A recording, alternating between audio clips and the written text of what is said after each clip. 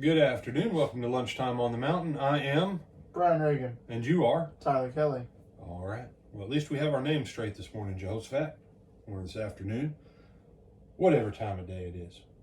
Sometimes we get confused because sometimes we do the recordings so far in advance that we lose track of what time it is.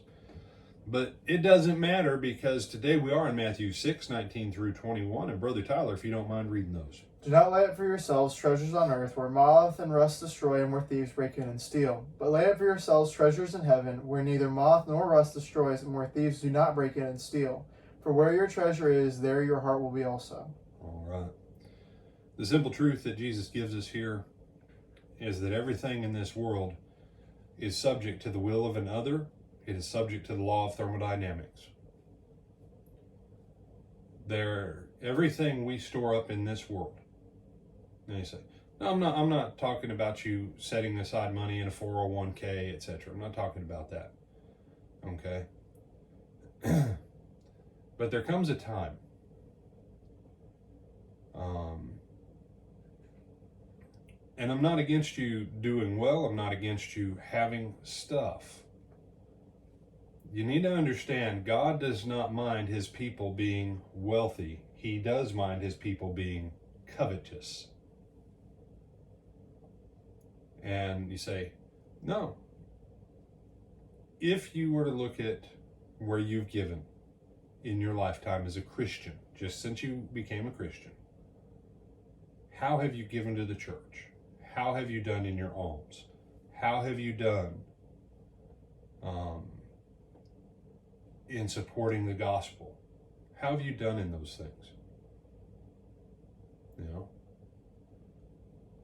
if your cable bill is $120 a month and your internet bill is another $100 a month, and and you start adding those things up, but we'll just leave it at those two. All right, and let's say you make $4,000 a month. Do you pay more for your cable and your internet than what you give to the kingdom of God? That's a little bit of a problem. A little bit of a problem. And you say, don't you? It always amazes me when you get in Sermon on the Mount and you actually start pointing out the practical application. Sometimes people get upset. But the simple fact is, as you and I go back to Matthew 6, to where he was talking about prayer, Jesus warns us about asking for the things repeatedly like heathens do. And part of the way that we show where our heart is on those things is where is our treasure. Now we'll find out that treasure is twofold. Treasure is material and treasure is verbal. I think some people genuinely love their politicians more than they love their Lord. Because if I come up to Tyler and go, Tyler, I think Joe Biden's the greatest. No, just so we don't get accused of being partisan. Tyler, I think Trump is the greatest. Right? Tyler might look at me, depending upon which side he's on, that's the opposite of that, and he'd get in my face and tell me, oh no, don't you die. Right? But if I come up to him and I go, Jesus was just a good teacher, don't you? He was a nice guy, helped some folks, but he's really not essential. The number of people that have looked at me and said, well, brother, we don't want to offend them, so we just don't say anything so that we'll have another chance to teach them in the future. No, your opportunity to teach was right there. They were the one who introduced the topic. So where's your treasure? You said, well, I don't want to have strife with people. When people speak lies and falsehoods about our God, and we knowingly let them walk away and we don't even try and say anything of the truth, you wouldn't let someone do that to your wife, would you? Or to your best friend? So why would you let someone do that to your Lord? You see, that's treasure in your heart. And so there's that aspect of treasure, and we'll get later in Matthew, we'll look at that a little bit more depth. But there is the financial side of it. if you continue to try and stack up as much as you can, but you don't actually use it and employ it for God's glory. Jesus told us back in Matthew 5, right? Do your good works in such a way that men may see them and glorify your Father who's in heaven.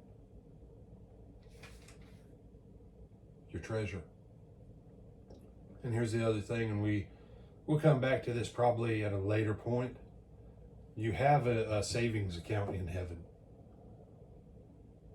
And there's a point where you access it by some of what you say in the Lord's Prayer, as in heaven, so on earth.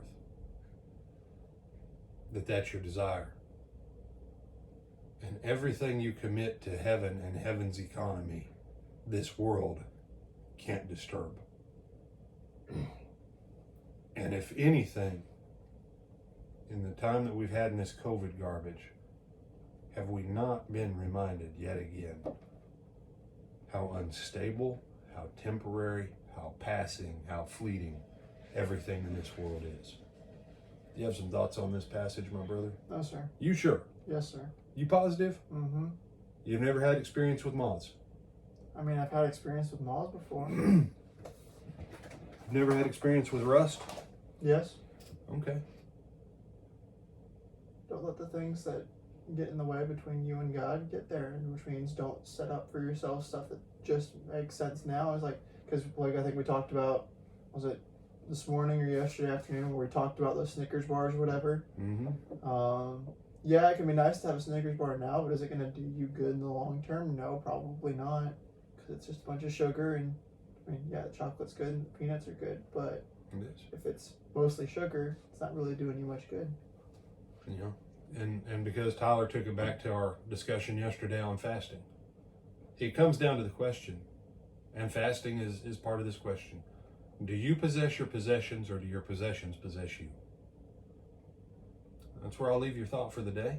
Have a blessed afternoon, and Lord willing, we'll see you tonight for Twilight Talks. All right, till then.